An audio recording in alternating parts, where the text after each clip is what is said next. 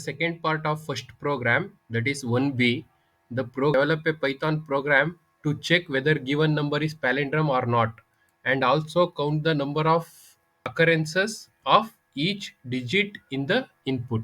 You have to find whether the given number is palindrome or not, and then after that you have to count the occurrence of each digit. Okay, initially you will be reading the number from the keyboard, the user for the input, and then you will be entering the input, and then it will be stored in num, and then you are converting that number into string. Okay, to convert the number into string, typecasting, in that one you are converting that integer to string, and you are saving that one in num str. And to check if number is palindrome, here you are checking the string from backwards. This one, it is not reversing the string, just you will be comparing the string from backwards. Okay, it is the string from forward to back, and this is the string from back to front. Okay, so to compare the string with its backward, you will be using this one. So if it is equal, then it is a palindrome, else it is not a palindrome. Okay, so this is to print whether the given number is palindrome or not. And after that one, you have to count the occurrence of each digit. Okay, you have to count the occurrence of each digit.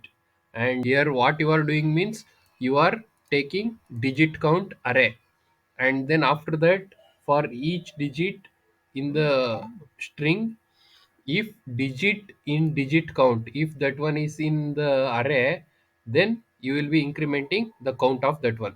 If that one is not in the digit count array, then uh, you will be entering that one count as 1. Okay, and after that, display the digit counts. Okay, print digit counts. For digit count in digit count dot items, print digit and count. So each digit and its count. To print that one, you are using this. Okay, let's see how it will execute. Okay, enter the number 885266. Okay, 885266 is not a palindrome. Okay, 8 count is 2 times, 5 occurrence is 1 time, 2 occurrence is 1 time, 6 occurrence is 2 time.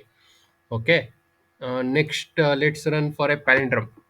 445544.